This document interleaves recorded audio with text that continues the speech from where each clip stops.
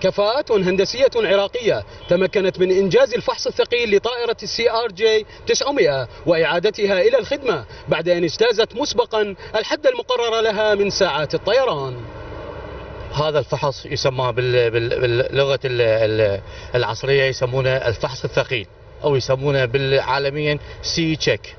اختلافه عن باقي الفحوصات هي اولا انه ساعات العمل للطائره، بعد اتمام 6000 ساعه طيران يجب تدخل الطياره هاي الى السي تشيك. الكادر الفني الموجود زائد المهندسين، خلال 21 يوم انجزنا طائره السي ار جي، والحمد لله والشكر الطائره البارحه طارت. احنا كنا نسوي الدي تشيك في بغداد، هسه بدينا بالسي تشيك، وشوية شوية العافية درجات. إنجاز السي تشيك أو الفحص الثقيل سيوفر الأموال التي كانت تصرف على فحص الطائرات خارج البلاد. هذا أول فحص ثقيل يكون بأيادي عراقية من المهندسين وفنيين، وبالتالي سوف يؤدي إلى تقليل النفقات وتدريب الكوادر الفنية من هندسية وزيادة الثقة بنفسهم. وبعد انتهاء عملية الفحص أدخلت الطائرة فعليا إلى الخدمة على خط بغداد مشهد لتنضم رسميا إلى زميلاتها في الأسطول الجوي العراقي.